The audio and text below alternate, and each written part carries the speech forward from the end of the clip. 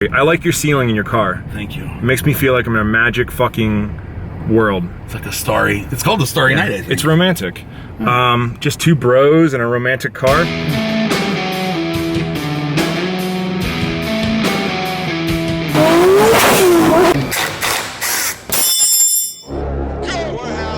Shout out everyone. Rob Bailey. The Hustle Standard. We do what we want. Myself. Yo, Rags. Holla. What the fuck we want? Bailey, where you at? Yo, Bill Piron. What up, boy? DLB. I'm up when the sun comes. All right, I'm answering questions. We're walking around this really uncomfortably nice, what is this, development? Neighborhood, Neighborhood, you can call it. So, Gated community. Gated community. It took me forever to get through the gate. It was her first day. Yeah. Except I'd seen her several times And before. she couldn't understand your name. Salomon? What was she didn't get it. Anyway, first question I saw from yesterday's question requests was online personal training. I'm 18, does it work? Or something along those lines. Yes. That's the answer.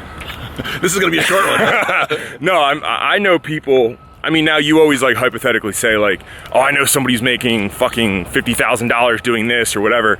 But like, I legit know people that were actually making $15,000 a month online personal training. Yeah, unfortunately, I think you can make tons of money doing it. And I don't think you need to know anything. I think you can honestly just do it based on how you look. People don't want to think. People don't want to do their own research. People want you to tell them. And I think even more than that, people want to say that they have a trainer.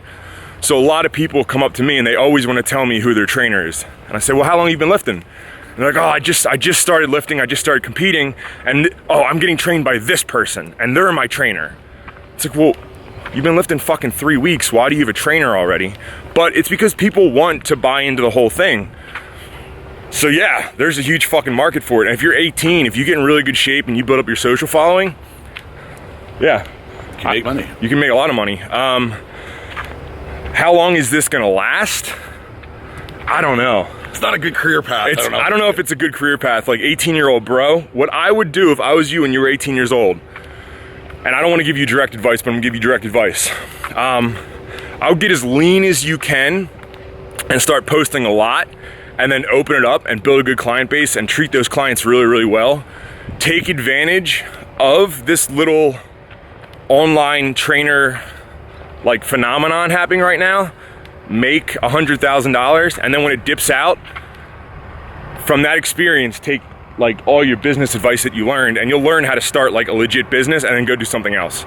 Or, I don't know, maybe this online training lasts forever and just do it forever. But I know that Austin posted a photo of his macros. He's not a dietitian, he doesn't do diets, he doesn't do anything, but he posted a photo of his macro book and people flooded him with messages like, yo bro, do my diet. And Austin's like, I don't do fucking diets, but he posted that and people follow him and they respect him, so they want him to do their diet. We passed our thing? Yeah. Fuck, we passed our thing. Oh, no, it's over there. It's over there. You're all right. You don't even know. It all looks the same. It all just looks gorgeous palm trees. But yeah, no, I think there's a crazy market for online. I mean, even with the whole fucking vegetarian thing right now, like, unfortunately, I'm figuring it out myself, so it's taking me forever. But like, there has been the time when I've thought, you know what, I should just hire a vegetarian diet coach and have them tell me what to do. Yeah, I mean, well, Dana, I mean, think about it. Dana hired George Farah to do, and I was like, well, we've done this all along. She's like, I just don't want to think. Right. Because you get in a point in time, especially when you're competing, where you're dieted down so far, where you have to worry about training, you have to worry about your life. Like, that extra little bit of figuring out or second guessing yourself, you're not thinking straight. But that's a longer answer than I wanted to give. The answer is yes, there's money in it. All right, question number 2. It's an interesting one. It says, are you and Dana fighting? Oh, that is an interesting one. Yeah, that's the one I'm gonna answer. Are you and Dana fighting? No, we are not fighting, but we are normal people. We are normal people with a very, very, very good life, but of course we fucking fight. The one good thing is we don't have like super fights, you know, like couples have super fights. We don't have super fights, and we don't fight over petty shit. That's the other cool thing. You don't stay mad for very long. We don't stay mad for very long, and we realize that like I don't know. There's cooler shit in life to worry about. The other good thing that never happens is we never put shit online when we fight. Like, the average couple goes online, they post a fucking status, and they're like, fuck my fucking husband or whatever, he's a cocksucker. You know, he did this and this and this. And not that I'm doing horrible things or she's doing horrible things, but, you know, we never ever vent online, and we rarely ever vent to other people. I know she never vents to anyone. Sometimes I vent to Austin. But outside of that, I try to keep my fucking mouth shut, because you should never talk ill of your spouse. That's something you need to remember, right? I totally agree. Keep it to yourself. Totally agree. I like your ceiling in your car. Thank you. It makes me feel like I'm in a magic fucking world. It's like a starry. It's called a Starry Night, I think. It's romantic. Just two bros in a romantic car. All right. I'm gonna pick one more question. I'm gonna make it a better question than are you fighting with Dana, but we are real people. Of course we fight. Are we fighting right now? Not that I know of. Wait, maybe I should look further into that question. Maybe you are, you don't even know. Let me go check her Facebook status and see if we're fighting. We're not fighting. All right, I'm gonna re-record this. I kept getting distracted by the car behind me that keeps making noise, and I feel like they're gonna come out here and rob me. So I got nervous. All right, so, ooh, a little light on my upper chest makes me look like I actually lift. Ooh, and a little shoulder fucking shadow. I'll just stand right here with these shadows. Okay, so the question I'm gonna answer is, Rob, when did you decide to take control of your life? So, growing up, I was told the same thing everyone was told, is you can do anything you wanna do. And my whole life I was told that. I was told, you can do whatever you want, as long as you put your mind to it. You can be whatever you wanna be, you can blah, blah, blah. And then, so I started sewing, right?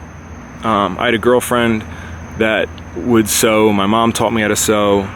I think my girlfriend's ex-boyfriend used to sew or something like that, or do something along this, so I wanted to be better than him.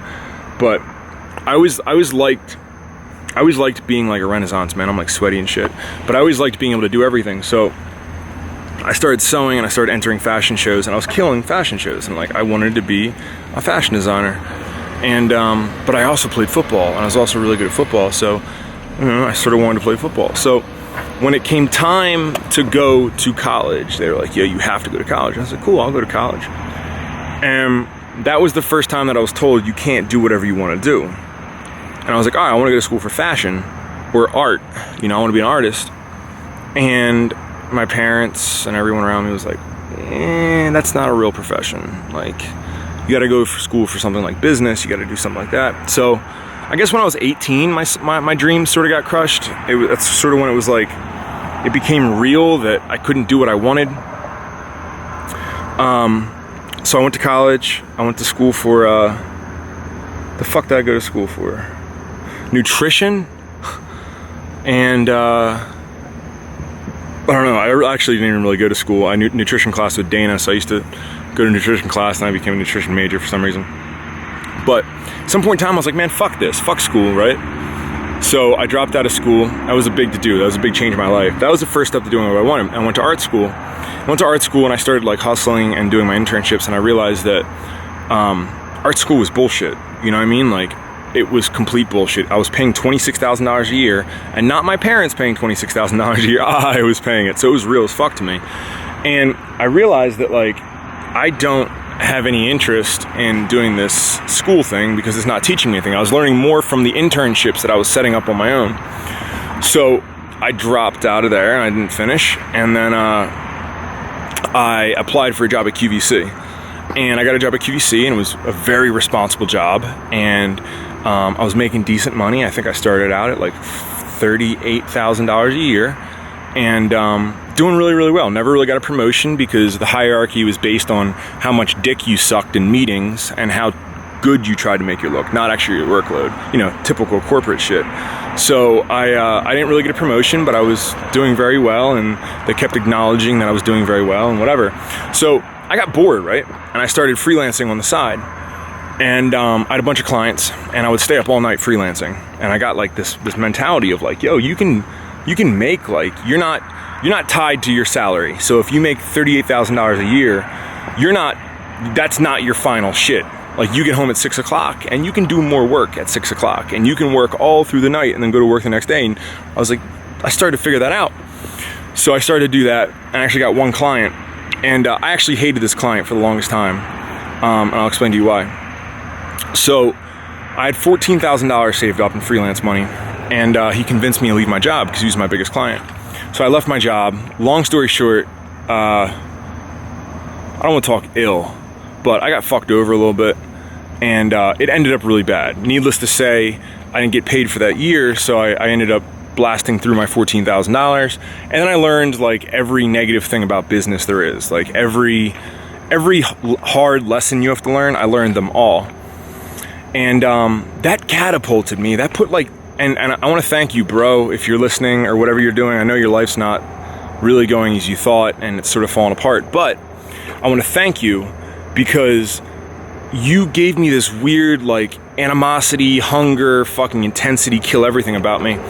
And when the time came, I was late on all my car payments. We were late on everything. Dana was sort of becoming famous, and I looked at her and I was like, yo, Ma, I don't want to go back to work, but I don't have enough money to pay our bills, and like, you know, I'm a man, and that's what I'm supposed to do, and I didn't feel like a man. You know, I'm looking at my wife and I'm telling her that I can't take her out to dinner.